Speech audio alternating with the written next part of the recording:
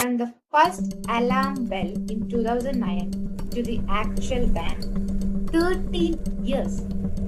For 13 years, a chemical flagged as a potential reproductive toxicant was legally present in your daily personal care products. Over years of chronic low-level exposure, rubbing lotion on your skin every day, lathering shampoo in your scalp, wearing deodorant, these signals could potentially interfere with fertility, fetal development, or hormonal balance. The signs showing BMHCA was dangerous didn't appear in 2022. It appeared much earlier. Let's talk through in vitro studies how BMHCA triggered the estrogenic activity in human cells. The finding is published, raises concern, nobody bans anything, and the industry keeps using 15,000 tons a year. 2014, the EU Scientific Committee on Consumer Safety publishes an opinion. BMHCA is not safe even at the concentration limits set by the fragrance industry's own self-regulatory body.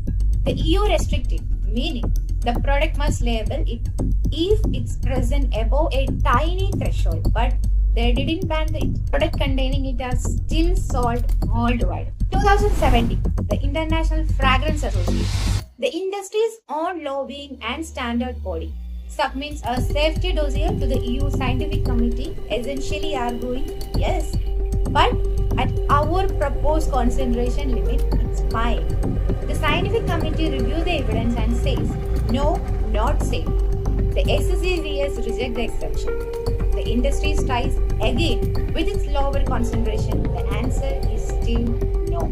2019, the SCCS published a landmark 68-page opinion concluding that the use of Liliac in both rinse-off and leave-on cosmetic cannot be considered as safe. Not at any concentration, the science is clear. BMHCA is still on shelf worldwide. 2020, animal study confirmed BMHCA is a CMR1D substance.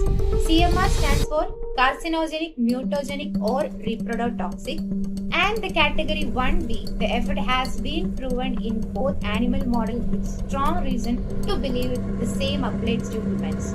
The European Commission adds this classification to its official chemical regulation. The ban clock starts ticking. March 1, 2022, the EU ban finally takes effect.